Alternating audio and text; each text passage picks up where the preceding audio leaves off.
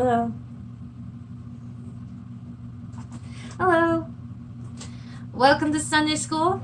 I am Miss Wesley. I am so glad you have taken the opportunity to join us in Sunday School. Whether you are a repeat watcher or listener, or you are brand new, whether you are intermediate in the teachings of God, or if you're an advanced student looking to expand your knowledge, or you are a struggling Sunday school teacher looking for your next lesson. I hope you know that you are in the right place, and I do 10-week lesson plans, and each of them have their own theme, and this theme we are on right now is Blazing Hot for God, if you're not familiar with what we're doing right now. Last week we learned about how we are God's kindling and how each of us are our own little fire, and we can be a small fire like in a candle or a oil lamp, or we can pour out that oil or add our fire to some wood and expand our fires and make it grow. And these fires are the fires of God, because when the Bible mentions fire, it's usually talking about God or hellfire. And we also last lesson learned about the difference between hellfire and holy fire. And we are, in this particular lesson plan, we are learning about holy fire. So, last week we learned about the kindling of God and how that we are the kindling, which is the logs on your fire, and how you start the fires. You gotta get all this little stuff and put it together and you light it with the light of your salvation. And how much we devote to God is how big our fire is going to get. And that's where these logs came from, because last lesson we made logs. And our logs, we can add as much as we want to the fire, and it can become a controlled fire, which we only put God in this much, and will be kind of big, but that's as far as we're going with it. Or we can be a bonfire and just keep adding on to that and become completely and utterly abandoned to God. So I have to recap that lesson last week, because this lesson kind of goes with last week's lesson. In fact, in order for this lesson to kind of make sense, you have to understand last lesson. The last lesson, we learned about how our verse was, "For our God is a consuming fire." And that's in Hebrews. If you want to take a look at our last lesson, it can teach you more. Hold on, we're being very grumpy. Shush. Shush. Charlie. Shush.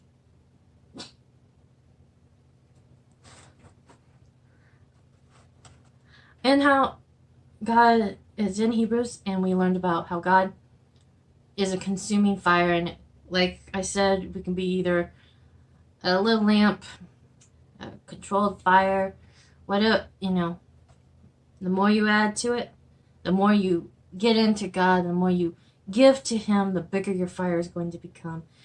And to become a blazing, wild fire.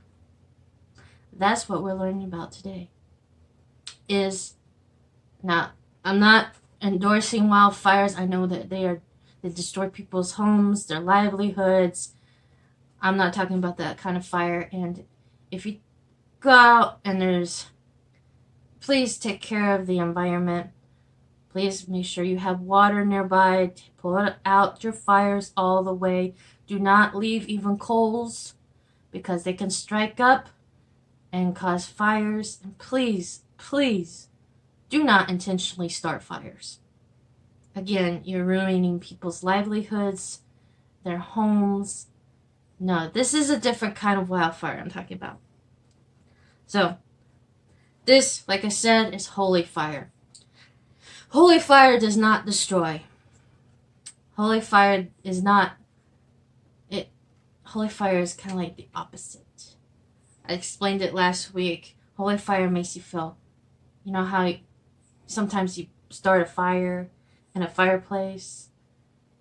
And how it just... Or you're out camping and you go by the fire, it makes you feel safe. Because it keeps the wild animals away. Well, wildfires, even though they're bad and they do destroy things, they also serve another purpose. They also get rid of all the yucky stuff. Yes, the dead stuff and the stuff you don't need in the forest, it gets rid of that. That's why it's important that we keep our environment clean so that it does prevent wildfires. But here's where we are. If we make a blazing, wild, consuming fire,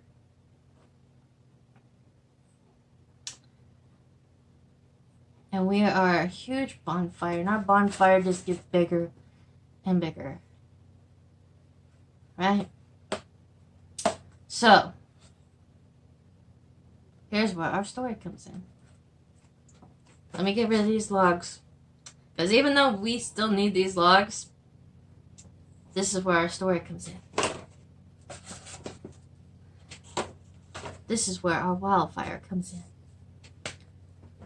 Alright, this story takes place in the book of Acts, 2nd chapter. Some of you already know where I'm going because you're avid, rabid Bible readers. However, there are some of you who don't know, and I'm going to tell you an awesome story. And if you haven't ever read it yourself, I encourage you to read it for yourself. Because I'm just doing the highlighted part because it's just part of the lesson. But to read it and to understand what happened that day, that's the important part. And I'm going to explain to you what happened that day. So, Jesus had just died. In the book of Acts, 1st chapter, they started appointing new people to the disciples and whatnot. And they were in an upper room. And when they say an upper room, they don't mean like a little attic. The upper room was kind of larger. And so, they were all together. I think there was 11 of them. Or 12, because they just appointed new ones. And they were all together. And they had come together. One accord. In one place. And suddenly, from the heavens, came like a mighty gushing wind. And suddenly, they started praising God and glorifying Him. And their tongues became like cloven fire. It blazed. It was like whoosh. And they were praising God and glorifying Him. And these people in this room, there was a lot of people, not just the disciples. There was a whole bunch of people in this room. And they were from all different countries, all different places. And the people, the disciples, were Galilean. And they only spoke one language. And suddenly, as the Spirit of God, this Pentecostal fire, anointed them, suddenly, every single person in the room understood them in their own language. So if they were from Greece, they understood it in Greek. If they were from Syria, they understood it in Syrian. Wherever they were from, they understood what these people were saying in their national language. That is cool, right? And they were glorifying God. And suddenly Peter started preaching and testifying and telling them about what is occurring right now. It was like wildfire. It consumed the entire upper room. And when Peter started preaching, by the end of it, over 3,000 souls were saved. And they were baptized. And they started giving their stuff away. And when they separated, they went their own ways, testifying and glorifying God to everywhere they went. And it spread like wildfire. Now this story is about wildfire. Holy wildfire. And if each of us have our own little bonfires inside, what happens when the church gets together?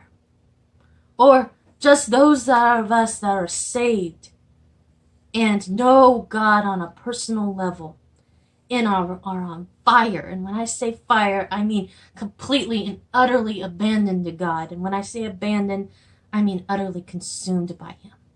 And we give everything to Him. And we rejoice in Him.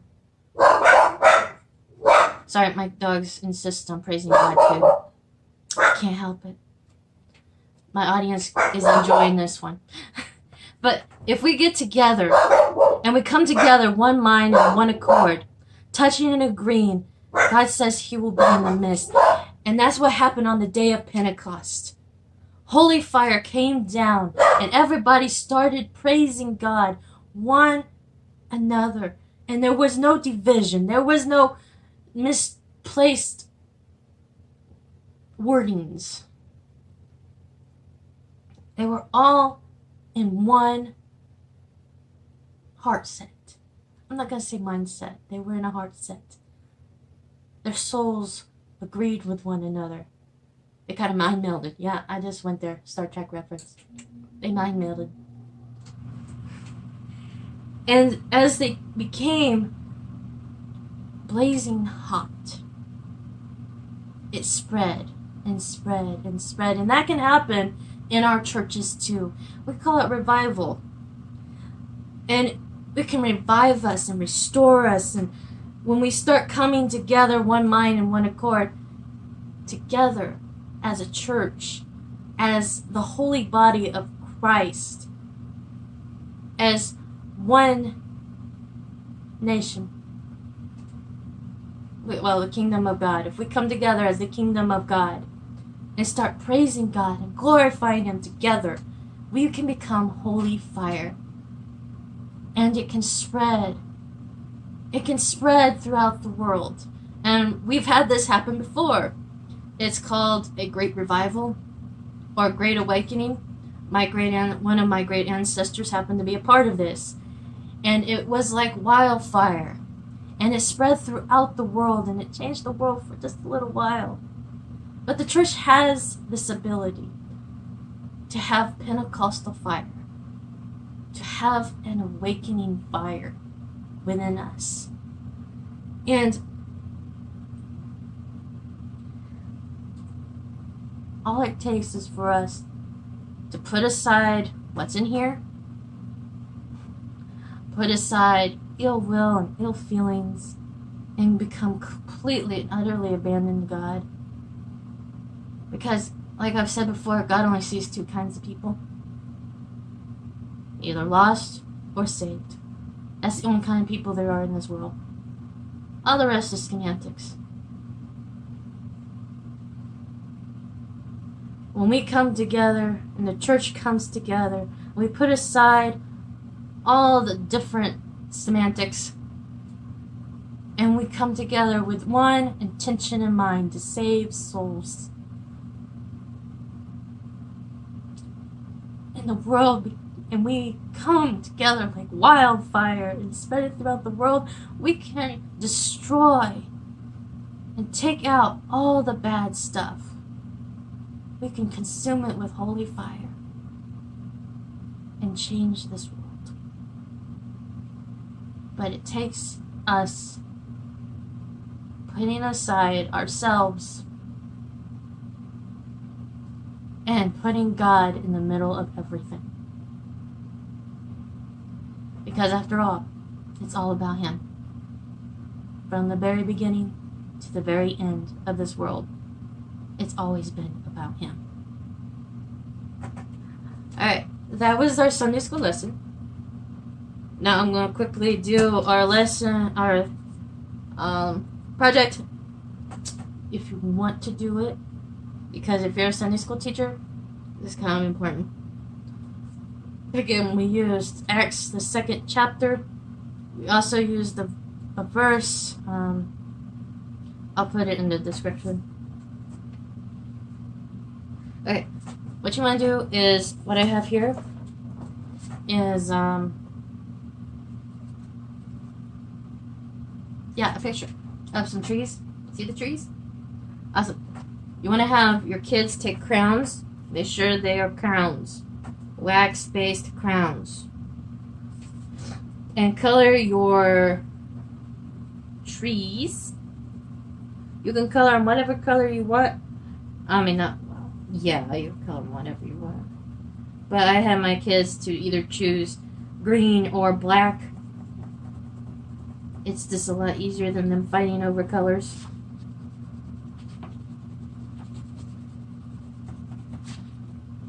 It doesn't matter what age they are, they fight over, everything. Okay, I'm not gonna say fight. They argue.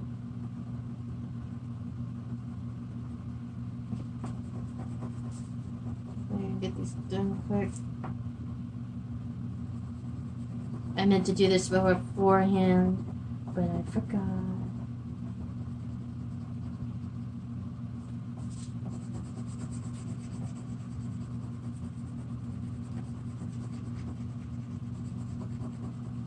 Now you can be like one of my kids in the Sunday school class. They decided that lines don't matter. We had a very... I'm like, are you gonna color inside the lines? No. What are you, 2? Yes. Thank you.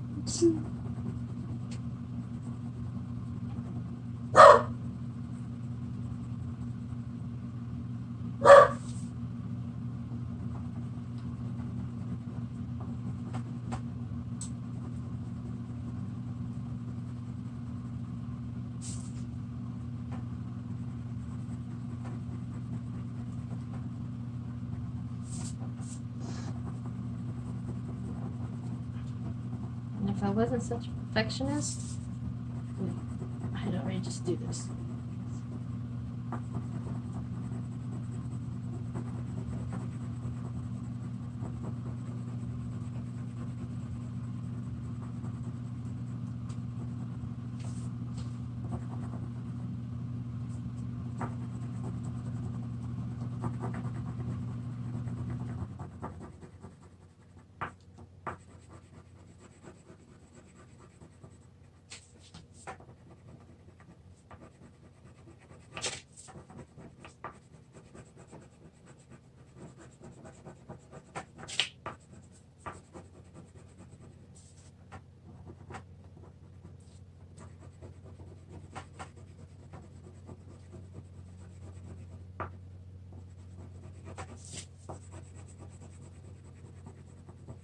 Alright.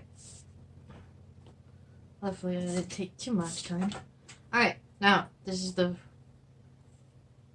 Okay, I want to take some water and just brush them around your trees. Just around the trees. Okay? And make sure you put quite a bit of water. Maybe not that much. Make sure you have something, if you do this in your Sunday school class, make sure you have something under it. It just, because you're going to make a mess. Alright, so, let's show you where we're at. Alright, you want to put water all the way around your trees. Okay? Alrighty. Excess watering off. Oh. Alright, now you need some paints. I lost my watercolor, so I had to improvise, but you want the colors red, orange, and yellow. And so we start with yellow.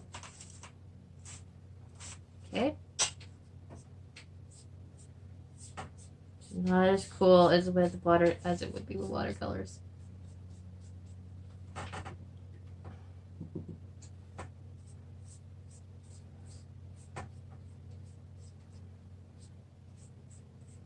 There we go. That's how it's supposed to look. Okay. And that's a mess.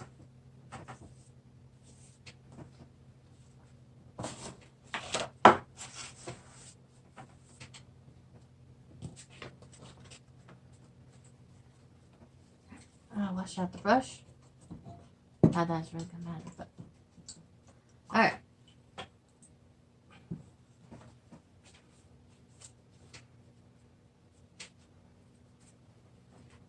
See, it's gonna look kinda like that.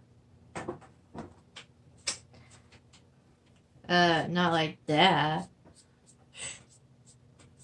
Got drips. We don't want drips. Alright. Now, take a little bit more water. Put it in orange. That's a little much here.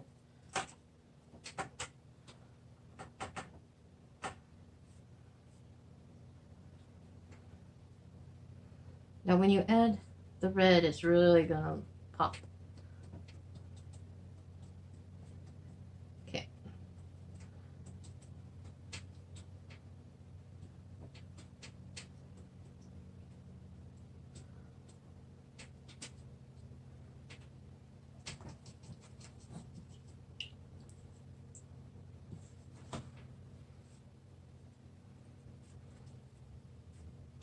And then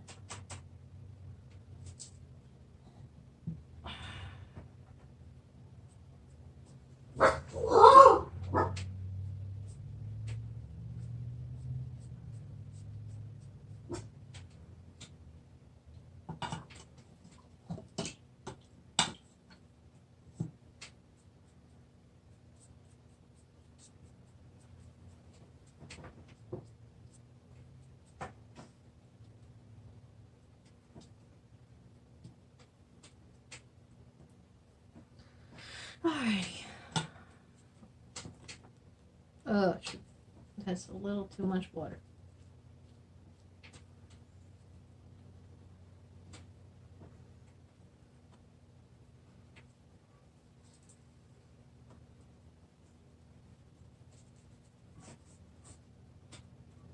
Like I said, you want to put something under this. Alright.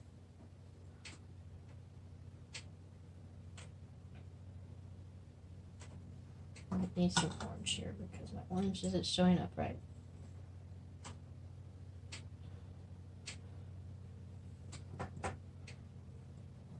There we go. Alright. So I'm going to try to show it to you. Hopefully I can lift it up without too much damage doing to the... Alright, so it's like that. And it is running because it is wet. So, I'm going to let it dry. Hopefully you got a chance to see it properly because I don't want to get too much water on my table. Not that it matters because it's already leaking through. Yeah. Okay, so that's this week's lesson. Next week we learn about the pillar of fire. I hope you join us again. I'm going to leave it right there. Yeah. I love you guys. God loves you. And there's nothing you can do about it. So remember, no matter where you are in this life, you are loved. Goodbye.